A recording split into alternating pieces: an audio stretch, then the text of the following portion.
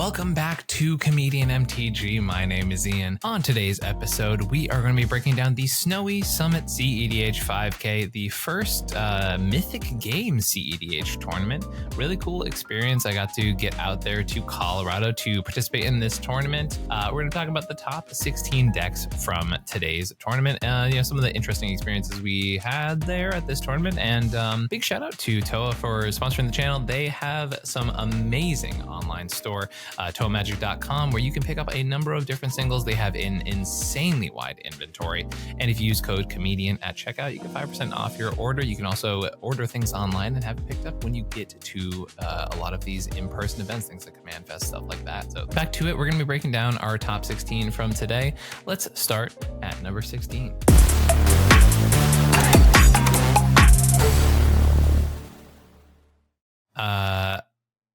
We have a name that is, I don't even know what to say with a username. I also don't even know how to begin to pronounce it without maybe it sounding dirty. I don't know. Anyways, we have a Nadu pilot here with this Nadu Winged Wisdom list here in 16th place.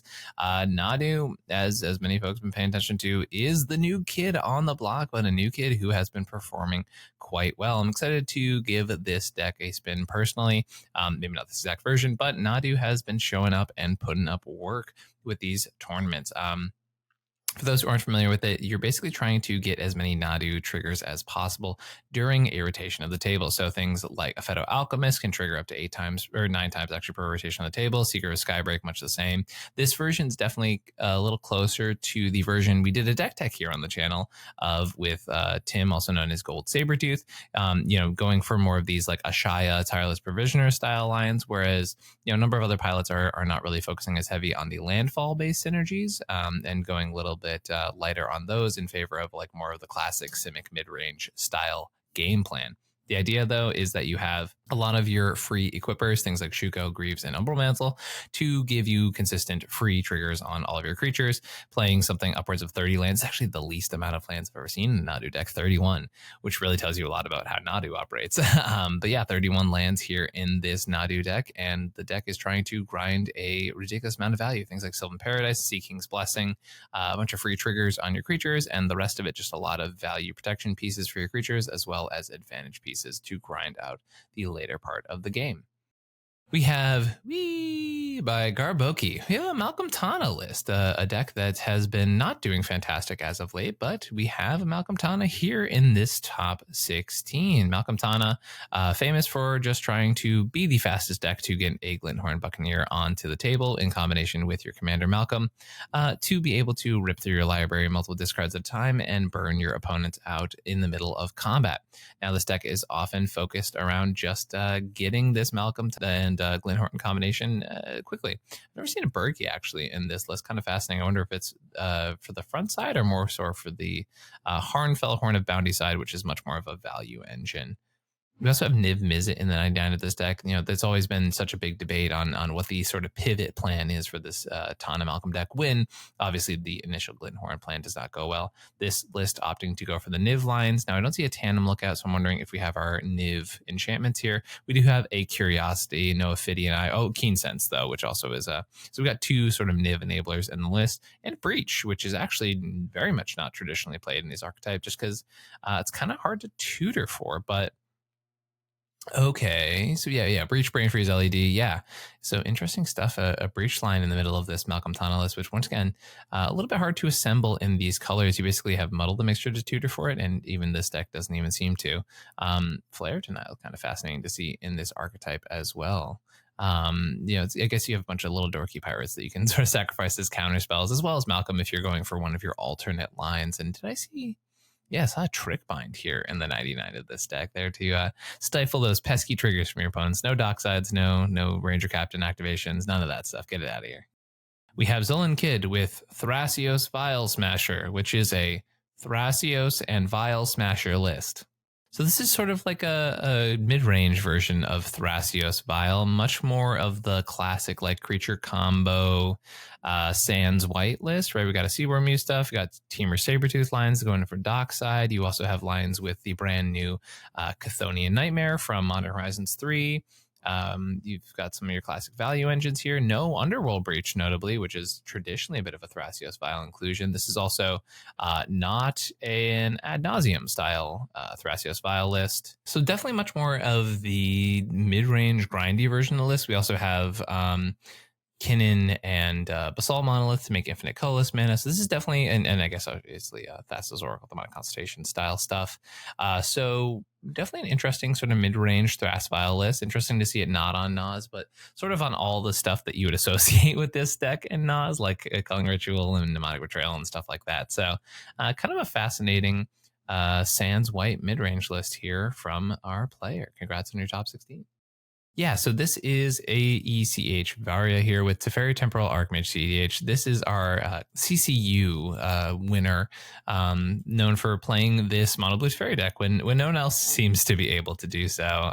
For those who don't know, Mono Blue Teferi goes infinite with the card, the Chain Veil, which, as you can see, as me parsing through a number of different artifacts here, is a very artifact-heavy deck for sure. I don't think there's any Icecrown Scepter stuff, but there's definitely more interesting things here with Lithiform Engine in the deck, which I've never seen from this Teferi list. I think I played them once historically, so it's not a list I'm hyper familiar with, but definitely has a lot of crazy artifact combos within it. The idea is it's kind of like big mana blue that sort of then transitions into, hey, here's some of my very expensive combos. And I guess also you do have Hullbreaker lines where you can just, infinite bounce your commander over and over again to just continue looking at the top card and then taking one of those cards. So therefore, Hullbreaker just allows you to draw your entire library. Otherwise, the deck is sort of, infinite mana, draw your entire deck sort of thing, pump that into a Walking Ballista, and call it a day for sure. Displays are getting obviously a really big pickup for this deck whenever that was printed. And then the rest of the deck is a lot of very, particular choices here, a lot of extra turn effects to sort of get your extra Planeswalker value here. And then the rest of the stuff is some interesting blue interaction and just so many artifacts. Just like, wow, so many artifacts from this deck. So congrats to our pilot for making top 16 on a pretty atypical list here. We have Renoa River Boa with totally not another Sisay list, with another Sisay list. This is a pretty classic cEDH Sisay list and very close. Okay, interesting. I was gonna say it's reasonably close to the list I brought over to the Cowtown Throwdown a couple weeks ago, with a couple notable decisions that are different. Notably, 28 lands in this version, Birthing Pod as an inclusion here in this deck, because I guess no Felidar Guardian, which is kind of, when I saw Birthing Pod, I kind of assumed that's what the case would be. Ruby, which is a card I've tested in the deck and then kind of moved off of historically, just because I found it was a little low impact. And this is Strict Serenade, also been picked up in a number of different Sisay lists in the recent history, mostly because it stops the opponent's oppos that are most likely to come down and blow you out pretty bad. Something with Soul Partition there, usually most targeted removal or creature hate in any sort of way you see in Sisay is to prevent yourself getting oppoed. Aether Vial is also another one that I know a lot of people have experimented with in Sisay and has sort of had ups and downs as far as how much work it actually puts in. But in a deck that can win at flash speed, turning out being able to flash in some very powerful creatures is pretty effective. This is a Sisay list here, much like the one we recently just looked at. And we know what we do when we have two lists that are the same commander. We do a little comparison. So we have 10 cards different from our two lists here. The Leg Ends list, the most recently viewed one, is on Mox Opal, Wishclaw, One Ring, Deadly Relic, Ranger Captain, Metamorph. So a little bit more of like the just generic good stuff cards compared to our Totally Not Another Sisay list, which has a few more legends, including the brand new Philia from Modern Horizons 3, and some extra mana dorks, and definitely more removal for that opposition agent. I guess just different removal, right? Because we have Soul Partition and Fire Covenant versus the Deadly Relic and Assassin's Trophy, and technically Psych Rift too. So actually, it turns out the Leg Ends list definitely has a little bit more than that. And also, if you count Bowmasters as oppo removal, which it is, but also isn't at the same time. But yeah, we definitely see a few differences here with these lists. Range Captain, something I played in like one of my first iterations of Sisay, but it's been kind of out of the deck since that point. But cool to see it back in some of these other Sisay lists here. And then Wishclaw is one that I'm always hyping up in this deck, and Cyclonic Lift as well. Just two cards I really don't leave home without in Sisay, and I definitely agree with the pilot's choice to throw them in there. But congrats to both of our Sisei pilots for making the top cut. I am super excited to announce that we are now partnering with Heavy Play. Heavy Play is a brand that I have always really, really liked, and I didn't think they were working with creators, and got reached out to by some of their representatives, and I am ecstatic. They make some of the coolest deck boxes ever. I have to say, it's so cool. They have little commander windows for you to be able to see your commander decks as you're having that experience. They fit fully double sleeved commander decks. They have cool magnetic dice trays. Their playmats are also magnetic, so they literally clip onto one another. In the grand scheme of things, they're a newer company, and they have come onto the scene with a bold look for their product. So if you're interested in any of that stuff, we have been working with them, and they have some product to give away as well. Right now, we are going to keep the first giveaway to patrons only, just to say a thank you for supporting this channel. But Heavy Play has been awesome. I really stand behind their product, especially their deck boxes and their playmats and their dice trays. All of their product works together, and it's such a cool, unique design that you really haven't seen before Heavy Play. Once again, a lot of these magnetic locks, these things are so strong. Like, I actually had some of the deck boxes and the dice trays clicking together while they were still pre-packaged in the boxes. Really crazy stuff. Super happy to be working with Heavy Play, and I'm very excited about this partnership. I think there's going to be a lot of stuff coming in the future working with Heavy Play, and I have nothing but good stuff to say about them. We have cEDH Rogthras, definitely not Poly by Clutch Crit. This is a Rogthrasios list, and fun fact, it is not a polymorph list, as the name describes. This is classic Rogthras. Rogthras is just sort of becoming one of the classic mid-range decks of the format. You can tell some distinctions between each individual list, but what's coolest about this one definitely is the Song of Creation. For those who've been playing Magic for a decent bit, at least since Ikoria, it's a favorite from a lot of players. Just a crazy over the top card. Super crazy storm card, and obviously an outlet for things like Cloudstone Curio and stuff like that. Been seeing a lot of Candelabra of Tanoses in these Rogthras lists, mostly just as super cool ways to untap your Guy's Cradle. Turns out, good card.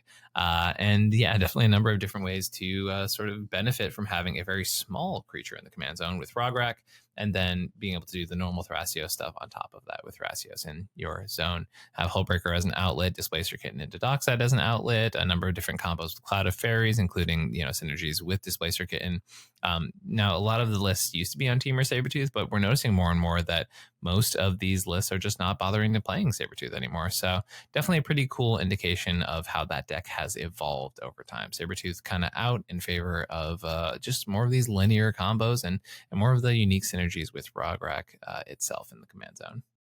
We've got another Sisei list. We have King of Cups here with Sisei. Subscribe to Double Sleeved MTG. I assume that's their channel.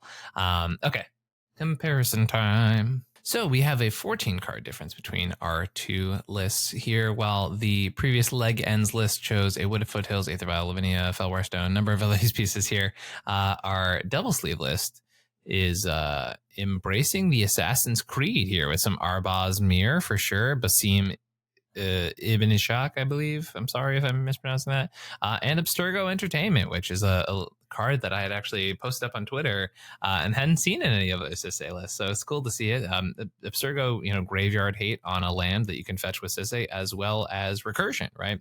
One of the biggest problems in Sisei historically has been, what do you do if you lose your Oath of Teferi or your Nicol Bolas? And Abstergo does it while also being a 5-color land, which is kind of sick. Really love seeing this pilot taking the weekend right after the Assassin's Creed set was released to the public and just saying, hey, yeah, I know these cards are brand new, but I'm going to bring it to this 5K and I'm going to top 16 with it. Love seeing Deafening Silence and Sisei. In my opinion, it's uncuttable given the shape of the current metagame, but yeah, some cool stuff here from this list for sure. A few less interactive pieces maybe than the list we looked at previously, but some bold choices being made without those cards for sure. Gay Jerome Dihada, a one we haven't seen basically since the Boil, I think, was when or was it the Top Deck Expo, one of the Atlanta CCS tournaments, when Malcolm, famous for playing Sisei, was able to bring Gay Jerome Dihada and started doing some spicy stuff with that card for sure. But congrats to our pilot here for making the top 16 with some cool new cards from Assassin's Creed, doing some crazy stuff here with this Sisei list. Definitely one of our cooler lists here. This is Big People School with step 1, Fortnite Supply, Llama, step 2, step 3, Profit. This is a list that I actually played against in the Swiss. Ironically, I played it with both of the authors of this deck list. Now, one of them is someone we'll also be talking about here in this top 16. But we have Big People School here with this Arkham Daxon list, showing up, making Arkham look good in this tournament. They did not win our match, but honestly, also could have won that game that I played against them as well. So Arkham could have left the Swiss with an very, very minimal losses in this tournament. Whole point of Arkham is to use the commander's ability to basically cheat giant artifacts in play. You have to sacrifice an artifact creature to get a non-creature artifact. Now, sometimes it can be as simple as just saying, hey, we're going to nuke the board with this Portal to Phyrexia, or make sure they're not playing spells with God Pharaoh statue. And then other times it can get a lot more saucy and using things like encouraging Mycosynth to turn all of your things into artifacts, to then start to really make stuff go crazy. A lot of proactive pieces in this deck, things that can make your Arkham go fast. My match against them, they got a Liberator down pretty early in the match, and that definitely allowed them to accrue a number of value in combination with the One Ring. Just a lot of really cool toolbox style stuff here with this deck. It's very much in the sense of like something like Isan, in the sense that you kind of get your commander down and just start chunking stuff and pulling other things out of your deck, almost Magda-esque in nature as well. And it's funny because I had someone in Massachusetts who was at my old store, used to play this deck quite religiously. So it's a deck I've known to respect a great amount. And so it was kind of cool to be able to see someone else playing this deck for once. Filigree Sage is also here, very important for the combo aspects of this deck, especially because it just goes infinite with Chromatic Ori. Definitely one of those cards you got to look out for. I believe this is also this list is not on Sentinel Flute, so definitely some changes from the stuff that I've come to know and expect from this deck, but really cool stuff. Oh yeah, also worth mentioning the new Simulacrum Synthesizer, definitely a new pickup for this deck, as it just chunks out a bunch of fat bodies. It makes a bunch of artifact creatures too, which is really nice because guess what? You need to sacrifice those to Arkham. So really cool stuff here from this list. And congrats for Pilots for taking a list that genuinely I don't think many people at all were knowing to respect Arkham Daxon. But here Arkham is showing up, taking names, taking wins for sure. We have Gur the Leviathan here with Najeela SL. This is a Najeela list, and that's the hierarch, right? Ignoble. Okay, hey, that art always throws me off. This is what seems to be pretty classic no bad cards Najeela here. Reconnaissance maybe being a little bit of a spicy include for some Najeela pilots, but this is pretty classic Nas Najeela. You got the classic NBC piles here. You have your Derevi as your win con with your commander, your one card win. You have Samet here to draw a bunch of cards with your commander, but then apart from that, the rest of the Najeela stuff seems to be sort of on the back burner, and the rest of the deck is a lot more of that 5-color good stuff Nas value pile. Yeah, sweet. Congrats to our pilot here for taking the no bad cards and saying, hey, yeah, no bad cards, gonna win some games. We have Bingy Longtooth here with Coin Flip Combo 2 Deep. This is a deck I had the pleasure of seeing in action the night before this tournament. What our Longtooth, our friend here, was staying with some of the people I was doing an Airbnb with, and I got to witness the glory that is this Okaun and Zndrsplt deck. This deck is sick. And when they made the top 16, I was literally so excited. I was literally raving to them. I'm like, you have to make top 16 with this deck. It's so cool. It's so cool. It's so cool. Basically, the idea is that it's like, is it mid-range, but storm as well? Zndrsplt comes down and flips a coin at the beginning of every combat. Okaun also gives you that ability as well. But Zndrsplt comes down and flips and gives you a ton of card advantage. But then the deck itself sort of transitions into this stormy mid-range deck. So for those who don't know, Frenetic Free is one where you can put like 1 million copies of its ability on the stack, and for every one you win, you draw a card with Zndrsplt. Now, your deck doesn't have 1 million cards, and realistically, you're probably going to have too many draw triggers on the stack. So the deck does sort of prepare for that by having pieces that are just meant to like remove your own creature, right? Stuff like Pyrokinesis or Submerge or Snapback and stuff like that. That are free ways to bounce your creature so you don't deck yourself, right? Because obviously that would be bad. And then the rest of the deck is sort of like this is it combo mid-range stuff. Now, this is a like secret commander Kark deck, because like when you start storming off, you can do some pretty crazy stuff with Kark, because every coin flip you hit in a positive direction is going to now net you cards with your commander, and then also things like Tavern Scoundrel and stuff like that. So it's like secret Kark, but also the commander is a card advantage engine on its own. It does a lot of really crazy stuff. You have dual caster lines, you have stuff with Displacer Kitten and stuff like that. Just a Consecrated Sphinx, just in case you need one. You know, just a big fatty right there. As I mentioned, some dual caster lines, control pieces like Blasphemous Act. We have Kark's Thumb usually. Yes. Okay, cool. You have Kark's Thumb over here. We have the One Ring to draw you a bunch of cards. It's a breach deck as well. One of the things that our pilot here was describing to me was how good Planar Chaos is in this deck, because once again, at the beginning, for those who haven't read this card, it's at the beginning of your upkeep, you flip a coin. If you lose it, you have to sacrifice this card. Then it says, whenever a player plays a spell, player flips a coin. If they lose, counter the spell, right? So from my understanding, basically you can kind of play through this spell while your opponents are having 50-50 counterspelled, which is crazy, because on your opponent's turns, either their spells are being countered or this spell is drawing you a card with your commander on the battlefield, right? Because if they win the flip, you draw a card and their spell resolves. But if they lose the flip, their spell gets countered. So it's kind of a win-win. And then on your own upkeep, obviously you can play through it, but every success under the Planar Chaos is then cantripping all of your spells. And supposedly that is okay to lose your spells to this card from what I understand from our pilot. So crazy stuff here with Planar Chaos, but yeah, very very crazy stacks piece that counters half of the spells and then draws you a card for every spell it doesn't counter. So pretty cool stuff here from this Oakhouns Cinder Split deck. This deck is awesome. I love talking about it. It's super sweet. And our pilot definitely went hard in the paint on this deck, and I love everything about it. It's so cool. We have Matt Hazel here with Atraxa, cEDH.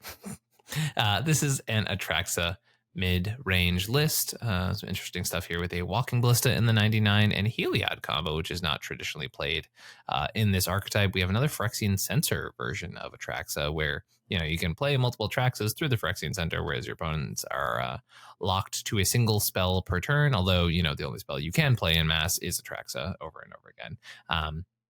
We have 6 here, brand new grind engine from Modern Horizon 3. We got a lot of interesting stuff here, but the rest of the deck tends to be pretty much just this Sans Red mid-range list Intuition card I'm not traditionally associating with Atraxa.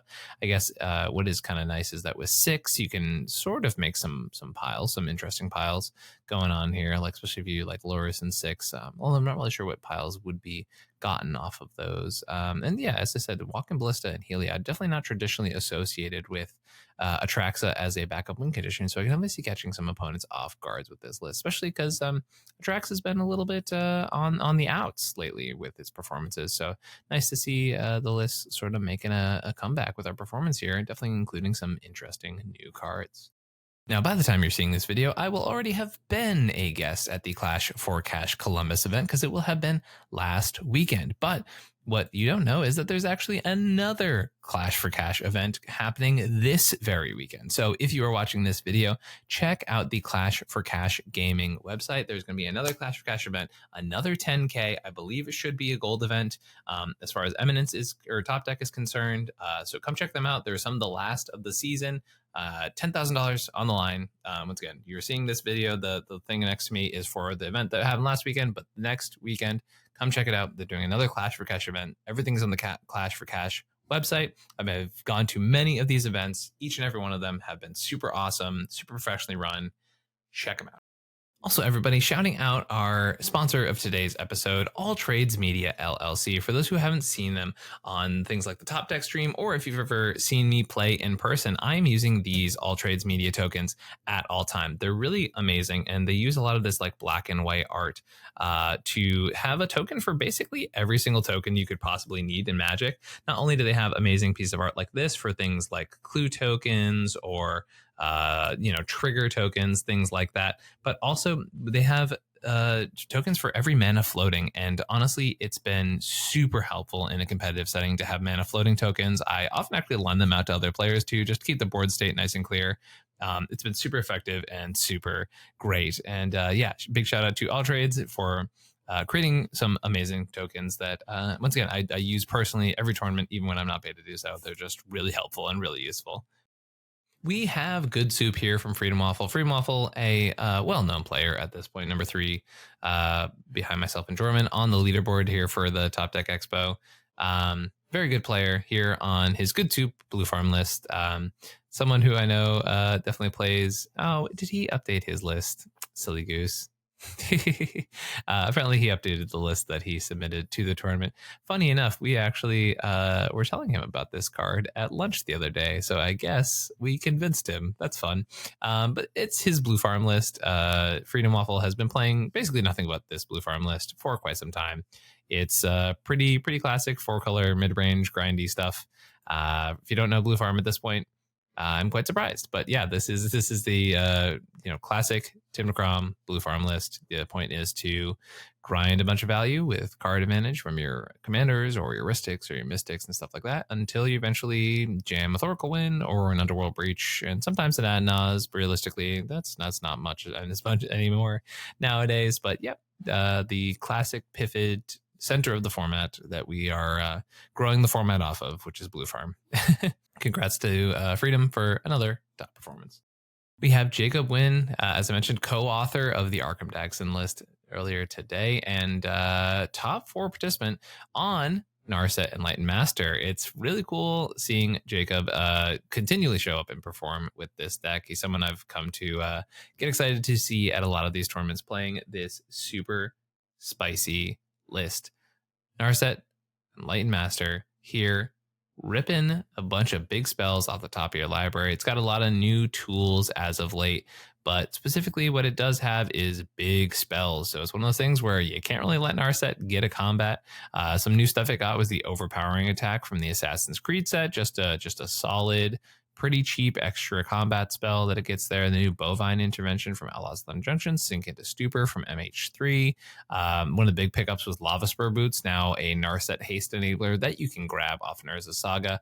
And while I know I was playing Need for Speed a while ago, Jacob was very excited to tell me that he is on Need for Speed in this deck.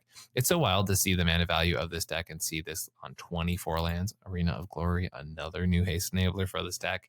But yeah, Jacob consistently putting up good results with this Narset list. Underworld Breach as one of the main combos of the deck, and also Jace Willer Mysteries is sort of the other main win condition we have here for this list.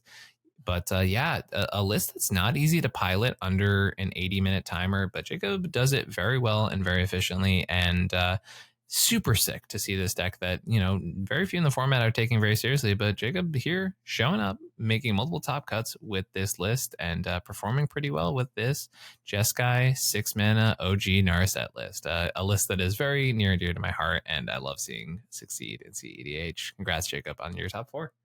So we have Wounded Satellite here with Target Practice, also known as how many kittens does it take to paint a wall? Depends on how hard you flicker them. Now, the elephant in the room here is that Wounded Satellite has been removed from a number of top deck events until the end of the season. They, however, were allowed to participate in this tournament, as a number of tournament organizers were given the discretion on whether to allow them in this tournament. That is all I'm really going to comment on that. I know top deck and has not really made any official statements, and Wounded has made some statements on his own personal page, as well as his previous co-host from the Colors Are Clutch podcast, Max P.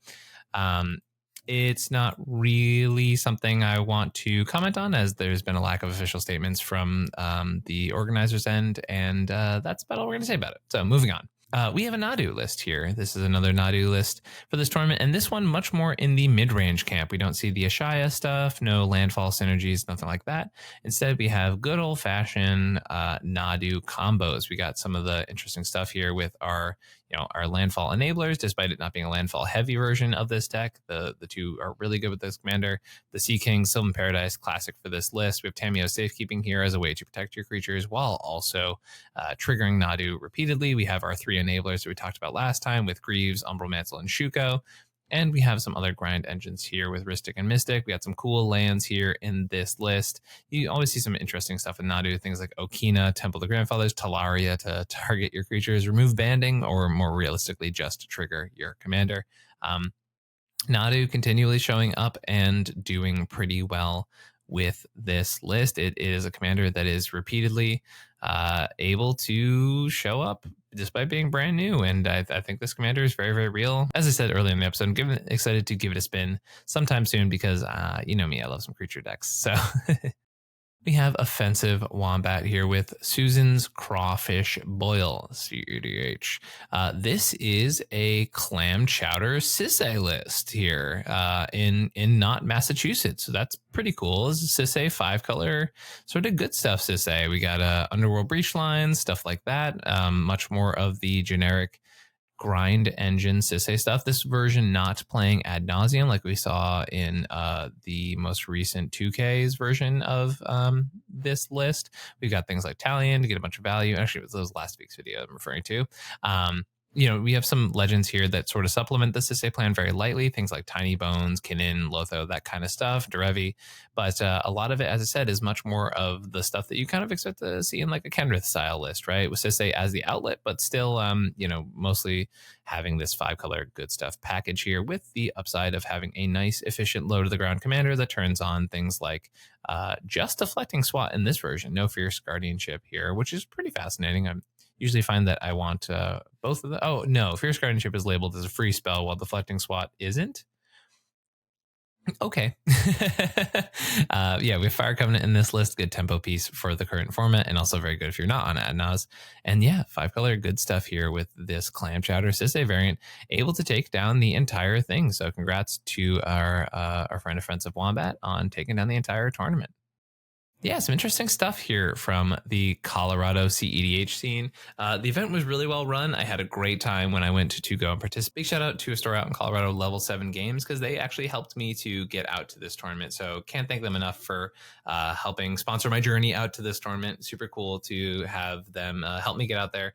And can't thank them enough for that. As I said, didn't do too fantastic this time around, but still happy to go out in these new cEDH tournaments, new scenes I've never experienced before, and try it out for the first time. Now, this event was a 5-round, 1-day, 128-person tournament, but from what I heard from the organizers, they are most likely going to be spreading that out over 2 days. It was just hard to fully invest into the first tournament that they had, basically. Super cool stuff out there in that tournament, and I had a great time. The Colorado scene is really, really healthy. We had a lot of people come up from Santa Fe, New Mexico as well, which was really cool because that whole scene is super sick too. So a lot of really great people out there for this tournament, and a great tournament, well run. And the you know, hate to say it like this, but the vibes were immaculate. It's true. Like, they were awesome. Everyone was super cool out there, and I met so many amazing people. Big shout out to the Santa Fe crew for allowing me to bum up with them and crash in their Airbnb right before the tournament. Thank you all for watching this week's video. Thank you to everyone who helps make this video possible. Thank you to the patrons. If you're interested in supporting the channel, hit that like button, that subscribe button, all that stuff's free. Check out patreon.com/comedianmtg if you want to help out the video. And also a reminder that we do cEDH coaching here on the channel. If you're interested in receiving coaching to take that next level up step for your game, just find me at any of the places that are down below, but also email at comedianmtg@gmail.com. You can find me at comedianmtg on Twitter and Instagram, and comedian_mtg over on Discord if you are interested in cEDH coaching. Thank you all for watching this video, and I'll catch you next time. Peace. I know I've been quiet for a minute, I've been grinding, still in it, I've been counting these digits. Excuse me, I know I've been quiet for a minute, but I'm back on my business. If you see me, don't trip, just excuse me. Wrong if I do, wrong if I don't. That's why I do me no matter what, so excuse me. Lie if I do, lie if I don't. The proof is in the story, take a seat, excuse me.